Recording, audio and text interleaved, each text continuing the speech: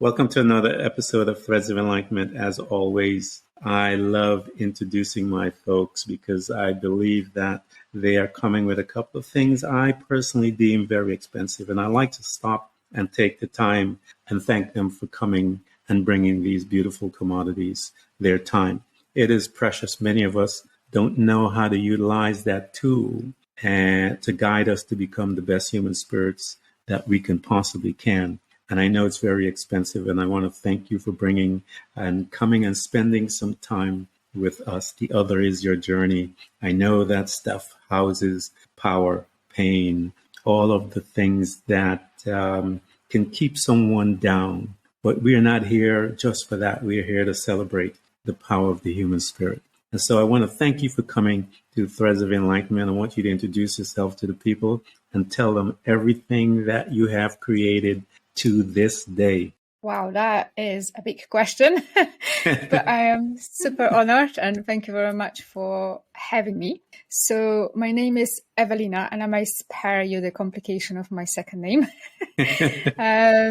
I'm Polish, hence the complication, I guess. So my name is Ewelina Szczeblewska and I have been living since 2005 in the UK. So I'm kind of traveling all over the world because I think, as we discussed, you said to me before we started, we are human beings here experiencing life with all the beauty and the ugly things, but we are also here to grow. Yes. And growth certainly has been my journey with ups and downs, ebbs and flows of life. I think most of us experience this.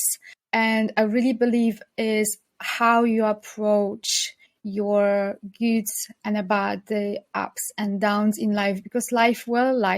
Things will happen. There's only so much that we have control over. However, we do have control over how we respond to what's going on in our lives, how we respond to our circumstances, how we show up for ourselves and for others, and how we choose to think, to grow and to expand.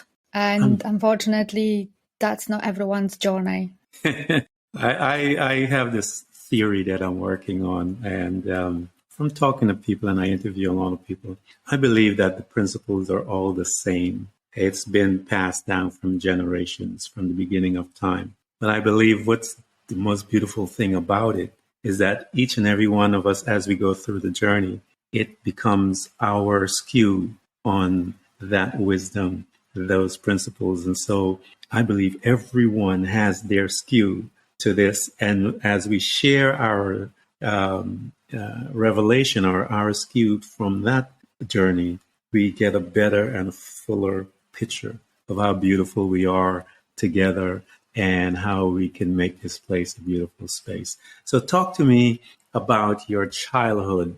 Usually here we like to go back there because I believe personally this is the space by which we are created. As you said, how do we show up? And I believe our ability to show up is divine, right here. Usually some kind of small trauma, or it could be a major one, but based on that trauma, you and I will then make an interpretation, and we will make what I tell people these statement of fate. I'm not going to do this. I'm not going to let this happen to me again, or whatever. But whatever that decision we make, it is the decision that causes us to live to a certain degree of time, and we move from there, but it does happen. So I want to talk to you about how was your upbringing, your first place of your experience as a human being within your family?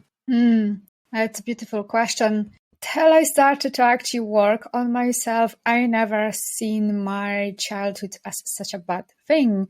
Yes, I didn't grow up without a father, and I had to grow up very early on at 8 when my grandma died, and then at 11 when my mom had another child, and I had to take a lot of the responsibilities. It wasn't until later on in life when I actually realized that my childhood created a lot of trauma that seriously impacted my ability to love myself, to love other people, to show up for myself. And I'm still unraveling this trauma because I think that's what people don't understand. Trauma is not just big things like war or rape or car accident. And actually, it could be small things because it's our interpretation and the meaning that we give to the event, to the situation and people in our lives that creates the trauma. And I took a lot of responsibility of what was going on in my life unwillingly, because as children we do not have the capacity to understand what's going on. We take everything personally. So the fact that I grew up in emotionless, loveless, and cashless childhood, so there was always money issues. There was never enough money, there was never enough of anything, and there was no love in the relationship with my mother. I learned to shut down myself emotionally, and I learned myself to not ask for what I need. I learned to punish myself for I don't know what. I mean, I obviously created some story in a childhood that I need to be punished, and I created struggle after struggle after struggle in my life till I said enough is enough. Like seriously, like how long do I have to go through all this? And I had lots of various modalities on myself, and I actually healed so much from the childhood, all those stories, beliefs and everything else that I've took on. And it wasn't even mine, because it was something that happened to me when I was very small. How old were you? Do you remember how old? Because I tell people it's usually, and as you said earlier, it's how we interpret the incident. Yes. Based on that interpretation, we then govern. We will make a decision. And usually it's an internal thing. Some of us will make a verbal decision based on how old we are. But most of us is when we were younger, and it's an internal thing that we whisper to ourselves, and it becomes our reality, and it helps us to a point. It'll help us until we become adults and realize that it cannot serve me anymore. It's actually the thing that is destroying me. So how old were you when you can actually remember some of those incidents that crept into your belief system? So the ones that I was very early aware was like 8 and 11. However, through various works, it goes as far as I was 3. Wow. And I presume it could be even earlier, because working with clients myself, I know that we can get traumatized even when we're in a mother's womb. So before we are even born, we can get traumatized. So, and this, especially if we are born, we are a walking, talking camera with a microphone, literally absorbing everything that we hear and see. And as you say, we then create the story, the beliefs that we carry on through life. But what worked when we were 8 or 3, the story that we created to cope with what was going on, usually becomes a problem earlier on in life. Yet we still live according to those stories and beliefs, because for the most part, they are quite unconscious. Absolutely, I believe. And they're very, they're unconscious, but they're also comfortable. It's something we are very familiar with. And most people will choose to walk their life with that familiarity and not change anything. But I was reading your stuff earlier today and last week, and I think one of the words that I remember with this journey, one of the most important ingredients is courage, as you began to create this dish. So how did you formulate that mind, and where did you take ownership as to you are less than? Because that is one of the things that we have to deal with. We'll walk with that for a while until we have to walk that journey to fall in love with ourselves, to realize, no, I am even more than what I was told. So when were you interpreting and taking these things in? You said 8, but how did it walk with you through teenage years and stuff like that? So I walked through all of my teenage years and my 20s, not actually being consciously aware this is what I'm doing now. Obviously, I know, but Yeah. I wasn't obviously aware of this. But I walked through life feeling not enough, not worthy, not lovable, and punishing myself all the time by creating a struggle, because I have the ability to attract a lot of abundance and a lot ease in my life. But every time I did this, I almost felt like, oh, this is too good. I need to make sure that my life is back into struggle. So I had those ups and downs all the time. And I was like, after a while, I was like, what's going on here? Like, why am I going up? And then I'm creating, something to bring myself back down again. But that's what it was. I didn't believe that I'm worthy of the love and success, that I'm enough. But it wasn't until my early 30s till I hit very rock bottom where my life completely fell apart because my relationship ended. I lost my job, my house, everything just absolutely crumbled to pieces. And I was like, okay, this is like something needs to change here. Like, obviously I'm the common denominator in all of this. And I started to look into it. I've hired my first coach. I started to dig in, and after 6 months of working with her, and I'm like, I'm fixed. I am all good. It's like, However, it wasn't very long till I'm like, I'm not fixed at all. She just literally just cracked the door open a little bit and just put some light through. So I started to, got interested in hypnotherapy and did, other things and other coaches, and just, so that's been the last 4 or 5 years of intense working on myself. And I'm only now getting to the point of I think I'm finally getting somewhere, because that was a 30 years of conditioning. And I think that's what people don't understand. That's a 30 years of certain stories, beliefs, habits, ways of being, ways of thinking that are grooved in my mind, that I'm rewiring and reconditioning. Yes, certain things can change quickly, but not everything. Certain things need a bit of work and repetition. Yeah, because you talked yourself into believing for 30 years, every day you talk to yourself. And so people tend to want this miracle, if you will. One day they go to sleep and get up and boom, they're this new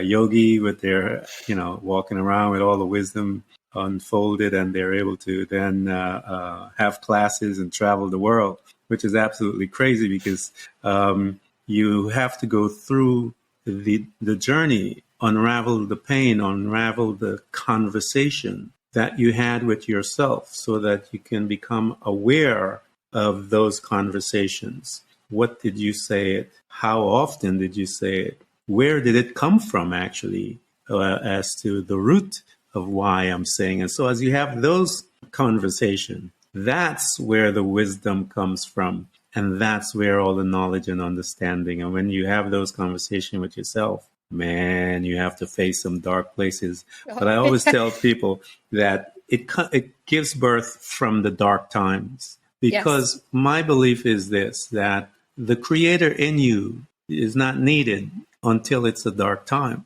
And so he's just hanging out there, watching you do some crazy things in your behavior. And he's trying to wake you up. And I believe those times that you were going up and down, I call them, those are the breadcrumbs of life. And but because we do not live in a state of awareness, we don't recognize that those were prompting to get our attention, until we come to that place where I tell people it takes God to show up, your creator that is in you. Because when the earth was a mess, that's when he showed up and he says, man, I need some light.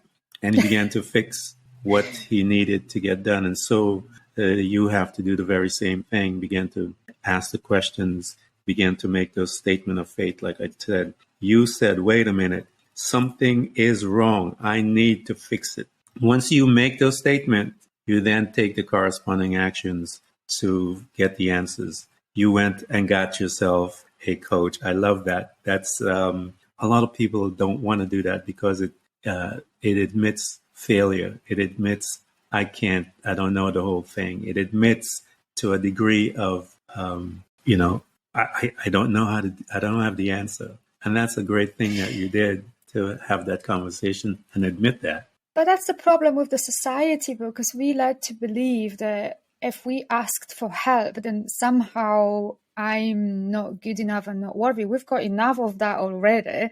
Yeah. There's only so much that you can do by yourself. There's only so much you can unravel by yourself, because by hiring a coach, a hypnotherapist, or anyone really that you decide to work with, they can ask you the right type of question, point you in the right direction, point you where you probably don't even want to go. And that's where the courage piece comes in when you mentioned earlier, because it takes a lot of courage to face the shadow, the dark parts of you, all those emotions that we used so much energy to not even go there, because we create all those coping mechanisms to avoid feeling all those emotions, not realizing that we're wasting so much of our vital energy hiding and not healing, when if we actually take the courage and face what needs to be faced and deal with what needs to be dealt, express all of this emotion, yes, can be painful. However, that's a very short-term discomfort versus decades of discomfort and feeling worse and not living your best life. You're so that's a no-brainer right for me. Well, a lot of people are afraid to do that. You have to start there. So here you are. You are at your dark time, your darkest of times, and you realize I need help, and you began to take those help. Now, I want you to walk with us, stay with us here a little bit, and talk to us as you began to uncover some of those things that were residing within your subconscious. What were some of those, and your reaction as you're seeing and learning? Wow, that's in there, that's in there, that's in there. Talk to us about some of that. So with my first coach, one of the very big things that I realized, it was how much the death on my grandma impacted me. Mm. I never thought twice about it. I was 8 and no one talked to me about it at the time. No one explained anything to me. And with her and the work that we did, I actually realized that the death of my grandma caused me to further withdraw and completely shut down emotionally. And I didn't want anyone to get near me, to get close to me. And then my relationship with my mom was never really the greatest. And with further work, I realized even how much that relationship impacted me on an emotional level and caused me to be so shut down emotionally and build this amazing big wall that no one could get through. And so that was one of the very first big realizations that I did. And the fact that I felt really not good enough about myself, that I didn't love myself. And then I realized, well, no wonder my relationship didn't work, since I didn't work myself. Yeah. How would I love someone else? How can I ask how to be loved if I don't even know how to love myself? I ask that question all the time because, it is one of the first, as I mentioned earlier, you have to have a baseline by which you can judge things. And if you are not in love with yourself, there is no baseline. I don't know what you are holding on to guide yourself to say that so that you can know if you're off or not, But we have it all around the world, and we see the behavior of that. Men love women, and yet they abuse them. How is that possible? So it's things like that. It's absolutely amazing to me. But okay, you are in your 30s. You became, you got this nice nudge to wake up and you started waking up, and you are pursuing the knowledge that is necessary in order for you to get some insight into you. You're beginning to notice that the impact of your grandmother and the walls that you began to put in place for a mighty long time, from the age of 8 until 30 something. So you realize that that you are lacking the care and the love for you, the respect. When you saw that, what were the steps that you took to begin to mend that? And what tools did you utilize to bring your desired outcome? So I don't think I've actually done that much to start with, because like I said, I thought I'm fixed, 6 months with a love coach and I'm all good. So I don't think I've done actually that much to start with. I didn't realize the depth of trauma that I had to deal with. So, another 6 months passed before more stuff starting to come up. And I'm like, I think there's more work that I need to do. So then I set myself to various courses, went for some seminars, 2-day things, 3-day things.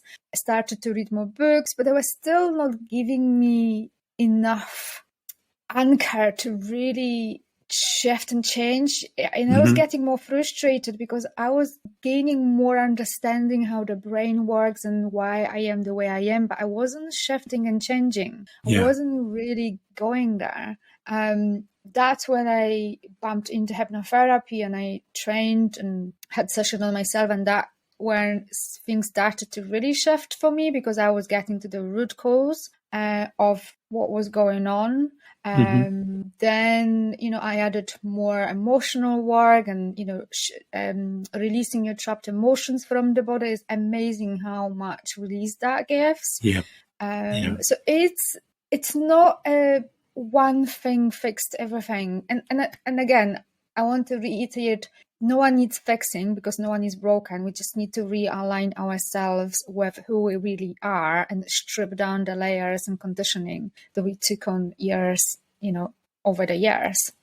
But the work that I did over the last few years is a compounding effect. I've been stripping layer after layer after layer over time, shifting the emotion, releasing the trapped emotions from the body, working with the subconscious. That is releasing all of this, and I'm actually going back into who am I actually as a human being, worthy and lovable and enough just because I exist. And that's the end. I don't need to do anything. I don't need to be anyone. I'm just worthy, lovable enough just because I am alive. And that was a huge realization for me, to accept the fact that actually I don't need to achieve anything. I don't need to be with anyone. I don't need to do anything. I am worthy enough and lovable just because I am on this planet Earth. Yeah, that is awesome. So many people struggle with this. Yeah, that's a great realization that took place because, as you said, there's a lot of people that are struggling with it because they've been programmed to believe different. And it's harder somehow for them to believe that they are, and I try to put it in this format, that they are one of a kind. They're an endangered species. Because I think the human mind can grab a hold of that. So when I put it in that format so that they can understand it, being an endangered species, you're one of a kind. You are such a special person that there is no other person on this planet that have the same fingerprint. Your eye, your retina, your voice. These are, and I've said it time and time again, we have industries that have been formed because of the uniqueness of you and I. And so when you began to look at it that way, and I had to go through that and fall in love with myself and realize the uniqueness of who I am, regardless of what someone thought of me. I used to walk around, my friends will tell you, I'd walk around and go, I just love this guy. And it took me a long time to fall in love with myself because of my programming. But once I started the journey and I started to pay attention as to I would actually kiss my hands and I'd just look at my skin color and tone and realize, wow, I like this guy. He's not perfect. We're working on him as a team together, meaning all of me. He's kind of whacked out, but I love him anyway. So I had to learn all of those things. And once I got there, life became different. My relationship with people became different because I realized that if I'm on an endangered species, so is the person that is in front of me. So then how I relate to you, I shouldn't be lying to you. That's disrespecting who you are. Yeah. I should be honest with you in everything so we could have an honest conversation as a human individual. Everything should change because I understand who I am. So here you are, you got this wonderful revelation now, that powerful revelation, I believe, that you don't need anyone to know that you are special. As you grab a hold of that, and this journey is going to be, the unraveling will be a lifetime, and that's what makes it beautiful, because the unraveling is a lifetime. So you'll get a chance to see you even more greatness that resides in you. And so I love this stuff because I'm so excited about what I'm going to be like in another 2 days or 3 days. So as you are learning this, how did you begin to now navigate, as I said, with others, and the memory of how did you begin to navigate and owning the self at that space? And I think that is so beautiful, because when we change, our relationship with other people change, because they will see, it's like, I don't know what you're doing, but I want this too. Yeah. And if we respect ourselves, we've got boundaries in place, we treat ourselves well, we will not allow anyone else to treat us other than well and good. Yes. Because we know that we're valuable and worthy of it. So naturally, some relationships may disintegrate and fall away because they disrespect us, and we just say, no, this is not a relationship that I want to have in my life. And it can be very difficult if it's a family member and a close one. Yeah. So I think that will really stop some of the people from changing, because they worry that their relationship with the kids or partner may change. But if they're really meant to be in your life and they really love you, they will step up to the plate and they will grow themselves. If they don't, I come from the idea that they shouldn't be in your life in the first place if they don't want to step up to the plate and grow themselves and evolve. Yeah, it's important. That just makes so much easier for me to navigate, because I done this in the past when I said no to myself and I didn't grow because I was afraid that someone else will not follow me. But what that meant, I felt frustrated, stuck, and unhappy. And I'm not willing to go there anymore. I'm not willing to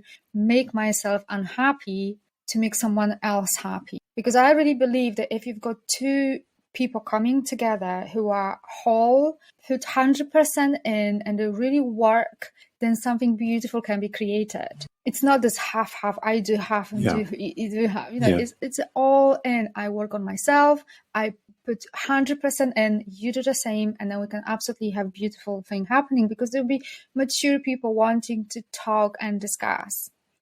And your energy changes, your vibration changes, so naturally everyone around you will lift themselves up. Yeah, I agree as well. However, if they don't, then they shouldn't be part of your life. I think that's the sad truth. It's the type of energy, I know it happened to me as I began to mature, and I love that. It's just a funny word. As I began to grow into the knowledge of who I am, I began to realize that there was something that was very expensive to me, and I needed to honor it. And that was my energy, how I dissipate my energy through the day. As to the relationships that are there in my life, what is the purpose of that person in my life? Are they here to take? Are they here to exchange? And as I began to learn about the purposes of the people around me, I then learned how to govern my relationship with them. And that knowledge gave me peace. It allowed you to, and myself, to form boundaries. It allowed me to keep those that needed to be kept out. And it's a great, interesting combination. As you said, it could be family, it could be friends, lovers, all of those things. And if the person is not willing to, as you said, step up to the plate, has to get to know who they are, because that to me is what the stepping up of the plate is all about. Get to know who you are, because as you get to know who you are, and that's what I tell, especially couples, you have to learn to be naked before each other. Naked meaning that your thoughts, you're able to share the dark thoughts and have a safe space that that person is not a judge of those thoughts. And so you have to be badass to be, pardon my English, to be able to allow a person to exist in their space and love them and want to grow. If you are not that person, as you said, it's just time for us to split and move on. So there's nothing wrong with that, but it's just time. So here you are, you're moving forward. You're realizing a couple of things. You You're learning about boundaries, which is a very important thing in human development, and the expenditure of one's energy and knowledge. As you begin to gain all of this insight, and as you begin to utilize some of them, talk to me as to how did you start to see yourself as you began to move in this? How was your perception of this 8-year-old girl who was speaking to herself for 30 years? What were your perception of you as you began to move forward? Yes, it's a beautiful question.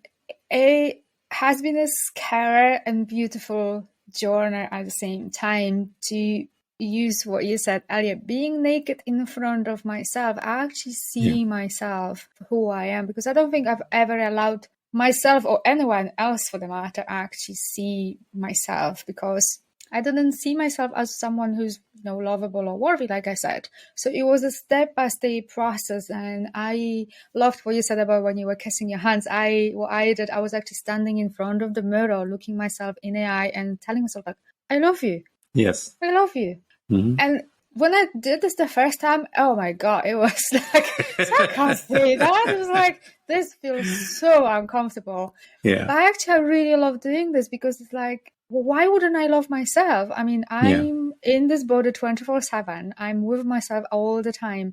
If I'm not comfortable with myself, if I do not love myself, then how can I expect anyone else come and love me the way I deserve to be loved? So it was a slow process of accepting all the good, the bad, the ugly, the beautiful about me, because obviously we are not a perfect human beings. We all work in progress, but just accepting myself for who I am, just the way I am, and just accepting that just because I accept myself, it doesn't mean that I cannot still do the work and continue to grow. But I need to accept myself and not beat myself with a very long stick, which I did in the past, that I'm not the way I want to be, or I'm not who I want to be, and, the whole lot.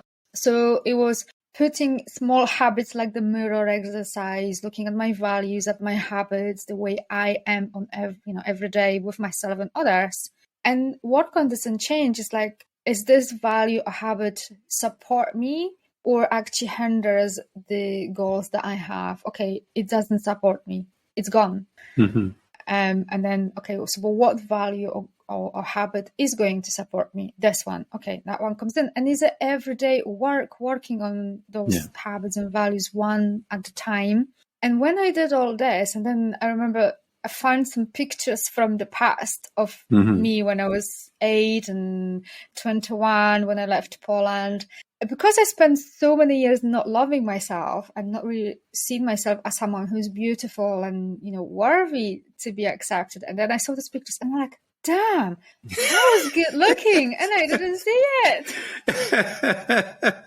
It was just hit me so much. It was like, I spent so many years diminishing and lowering myself, when actually, and I was like, damn, I was a good looking girl when I was 21. As you began to discover all these tools, I know then you began to formulate I call it, because I was trained in corporate America, policies and procedures by which you are now governing your life. You were saying that you would take inventory as to what is working and what is not. I want you to talk to me as to, because this is really a scary place to be and to have a conversation about. What were some of those less than thoughts? Because a lot of people have them. And I want to address some of them, because I know mine was, of course, you alluded to some of it, unworthiness, whereas I didn't think I deserve it, and all of those things. Talk to some of those, for lack of a better word, I always say monsters that we created, thoughts that we gave permission to grow, that we had to face. We had to sit down and have a honest conversation with that part of us. And because it keeps coming up, we'll discover something, and it just keeps bringing its head up, and we are forced to have this conversation.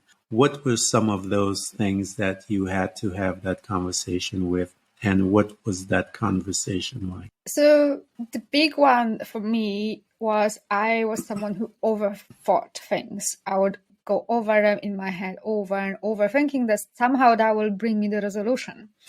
What it did, it actually drove me crazy because I wasn't going anywhere. All it was doing, I was getting more anxious and further away from the solution. What effing? I mean, what if I do this? And then this was happen. But no, if I would, and it's like the what effing, oh my God, I was just crazy, utterly crazy. Because it kept me stuck. It kept me going nowhere. Because I always had a what if to everything. And other things with like, nothing works for me. Life is difficult. Whatever I do doesn't work. Life is unfair. Money doesn't grow on trees. I mean, you name it. Like I have so many stuff. But the overthinking and what effing was huge for me because it really kept me stuck because I couldn't make any decision. Yeah. And I realized actually, when you don't make a decision, that is still a decision just by a default by not making one. Mm-hmm. But that took a bit of work and a bit of unraveling, getting to the root cause, and then catching myself every time I caught myself with this thought. It's like, okay, here's the thought. Just because I have it, it doesn't mean that I have to entertain it. Yeah. And to have this realization that I am not my thought. Mm-hmm. I am the thinker of my thoughts. Mm-hmm. So since I'm the thinker, I can choose what I want to think. So just because the thought pops in, it doesn't mean that I have to entertain. Yes. Running away from the thoughts doesn't work. They just go bigger and louder. It's to face them. It's like, okay, I do see you, but this is not what we're doing anymore, and shift my attention. And, you have to do this sometimes over and over and over before the mind learns this is not what we're doing anymore. Yeah. Because we learn by repetition. Certain thoughts were easier to switch because maybe they were not so powerful emotionally, less ingrained, or that took more repetition. And I still can have them, popping every now and again. Oh, it's like all the time. Mind tries to kind of see if I, don't pay attention and, brings me back to my old self. So it's constantly working on that self-awareness, being vigilant, and don't beat myself up. So do not judge myself if I, fall prey to the thought and I catch myself it's like, okay, here's again, move my attention and be very clear on what I do want. Because I see this with my clients all the time when you ask them, okay, so this is the problem. We're going to get to the root cause. How do you want to be? What do you want? I don't know. Yeah. It's like, so how do you want to create? How can you say if life doesn't give you what you want when you don't know what you want in the first place? We need to be very clear as what is that we want to create, and then support us with the values and habits and behavior in order to get it. Yep. So it's the whole process. They haven't found, as I said in the early onset of the conversation, they haven't found what I call their statement of faith. It is, and I find that everyone that hasn't found that is always in a loop. The statement of faith is designed to guide you from where you are to where you want to be. You are the controller of your thoughts, as you state, but you don't have to agree with the thought. And by default, you are creating. My life is negative. It never works out. You are creating. And so you have to decide, what do I want my life to be like so that I can create it? And if you don't know, you can't move. So you're in this thing. And I always bring back people to, because I grew up in the church and most people have a religious knowledge of things. And I know I would bring them back to the creation that we are taught. It says that God showed up. It was a mess. My life is a mess. It's an absolute mess. But he had a couple of statements of faith. He knew what he wanted. He says, I want to create a place that I can put this man on. So he had his statement of faith. And then he looked at this big mess and he said, let there be light. And something happened. The power of what he said sent out this force that caused the molecules and all of the other things that were necessary, the oxygen, the carbon, all of those different material that was necessary to create this light, so that he can begin to do it. You and I do the very same thing, because we will say within ourselves, I am going to do this. It's a purposeful creation versus just sitting around and drifting along, but still creating by default. And so I always challenge people, your creation must be purposeful or you will get what you want by default. So as you began to create and watch this thing and you saw and you began to focus your thoughts and corral them, how did you begin to move forward and say, hey, you know what? I want to be a life coach. After you have been all this place, gone through all this stuff, and you're like, yeah, I think I can do it. How did that come about? And what was the incident that caused it to first raise its head? Sometimes we don't follow through with it because when we hear it, we're like, that's not me. And then as situation comes, it guides us to that space. In which camp were you when you had that thought or when someone had that conversation about heading in that direction? I think I always wanted to help women. So, I grew up in a deeply Catholic country where women are not necessarily treated, in my perspective, okay, my interpretation. I'm not saying that's for everyone, but from my interpretation, women you get married, have kids, and that's your life. Yet I saw women who were... It's a global, corrupt way to look at a woman or any person. It's just corrupt. Exactly. But what I saw was women in abusive relationships, couldn't leave. They had the children. And I'm like, whoa. Like, there's nothing against marriage or having children. Is not what I'm talking about. But if this is not what you want, why do I have to follow this path? So for me, always been like giving women the power back to live the way they want. If they want to get married, have kids, my blessings, okay? But if you do not, then you should have the ability to do that as well. Yet my interpretation was the societal expectation, family expectation was that you have to get married very quickly on because this is the only place where you can be happy. And I still can bump into against this, like my mom get married again and her husband is like, so when are you going to get married and have kids? Because you are not a full woman. And I'm like, excuse me, like back off here.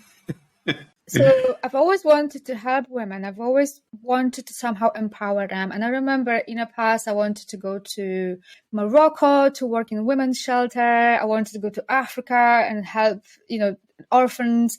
I wanted to go to China. I've had all these, big dreams helping people all over the world. And none of it kind of happened. And in my former life, I worked in HR because I wanted to help people. I wanted to help people have better lives and better work experience. But the reality of HR, it wasn't exactly this. So I was kind of disillusioned with the whole HR thing. So then when I discovered the power of hypnotherapy, and I'm like, wait a minute. I think I can put the dot together. My passion since I was a child of helping women to have better lives and live the way they want, regardless of what the society tells you or the family tells you or whoever, or, and the power of hypnosis because it allows you to strip the domestication, the indoctrination, the societal pressure, all those things that we've learned from the day we were born. And I was like, I could murder those two together. Mm-hmm.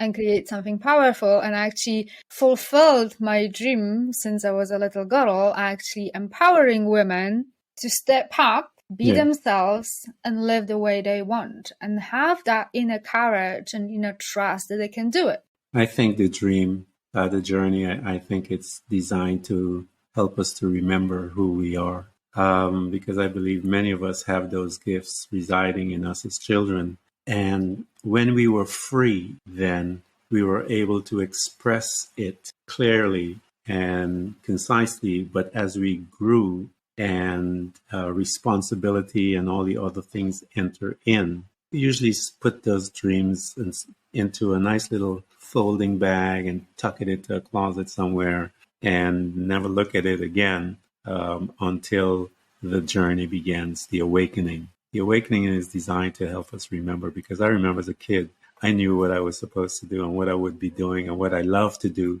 But the responsibility of a father, single dad and all that stuff, I was like, no, I can't do it. No, I can't do it, until I had to do it. So I know of that. So here you are, you were able to see the your dream again. You are able to remember and awake. And it's really painful. I know some of it comes from religion and society. And it is all about control to make the woman feel less than the man. And I find the injustice in that is it does something to me. But it is, as you begin to notice and recognize your gift and you shifting forward.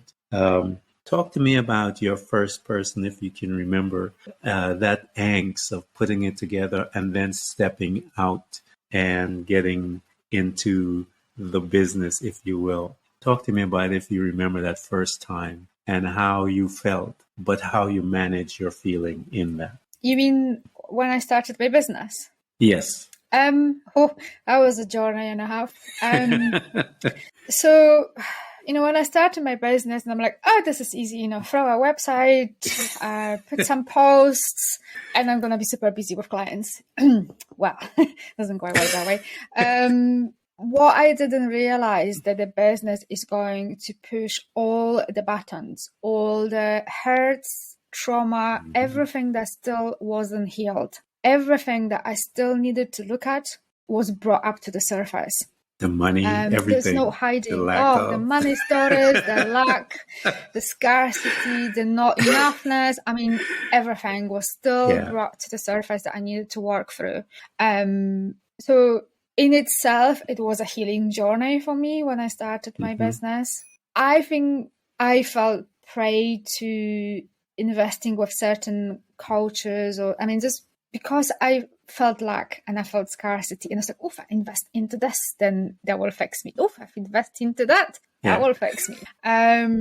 Whereas no strategy, no amount of marketing funnels is going to do the job if you still feel lack, if you still come from a place of scarcity, if you still feel like you are not enough, if you still don't feel confident, because everything that's going on in our lives is a reflection of us. So that was a very healing journey in itself. And I grew so much over that period. And I continued to invest in myself, continue to do healing sessions, continue to, look at all those things that were bumped into the surface because whereas in the past I hated triggers because I didn't know how to deal with those uncomfortable emotions. Now I'm like, okay, this is another trigger, another part of me that I get to heal because it's all about interpretations and meaning. So rather than look at a trigger as this scary thing and uncomfortable emotions, a past that I don't want to look at, I'm like, okay, this is another door that I get to open and I get to heal and I can move forward and get closer to who I really am, get closer to the success that I want, get closer to be more whole and be me. So, and it's a continuous journey. I continue work on myself every day. My business evolved so much since I've started, since I was, getting a bit more clear who I am and what I want to do and how I want to do it. And I'm sure it will evolve a lot more for, the years to come. As I grow, my business will grow and evolve as well. I got so much more comfortable, so much more confident with myself and how I speak to people and show up as me. I was someone who was very shy. So I'm an introvert. And I still am introvert, but I am not shy anymore like I used to. So, if you put introversion and shyness and not enoughness together, you've got quite a mix. So it's about, learning who you are and learning how to navigate. So I'm still an introvert, but I've learned how to navigate this part of myself. I've learned to love this part of me. I don't have to be extrovert to be successful. I don't have to be loud. So it's about, a journey of growth and evolution, personal and professional. Yeah. That's why I ask you that question, because I know how that is. And that's one of the things that I mentioned to people when on the onset, I have you tell them everything that you have created, because I know in a couple of months, it'll be different. And that's why I wanted to come to that point in history as to where you are today. Because a creator, I tell people, creators, once we are awake and growing, everything grows with you. Everything changes with you. If it doesn't, you will have some uneasiness within you. But it is designed to grow with you and to move with you. Everyone that has been listening to this conversation, I actually love this conversation. This has really been a good one. I want you guys to get in touch. Those of you that have gone through or struggling with loving yourself, and many of us have been through this. Here is someone that has gone through the journey. And one of the reasons why I tell you to, I always say to my audience, these folks that you feel your energy and your spirit getting excited about, contact them, get in touch with them, because they have something for you. And that is, your spirit recognizes it, and it's excited because it knows that it's about to eat some good food, and she is serving up some good food. So I need you guys to get in touch, get into the classes, get to know who you are, fall in love with yourself, because as you fall in love with yourself, you're going to be able to love your kids, your husbands, your significant others differently. Life becomes life, and you begin to create purposefully instead of by default. I want to thank you so much for coming to Threads of Enlightenment and sharing your journey with us. It was a beautiful one. Oh, thank you very much for having me, and I really loved this conversation. I'm glad.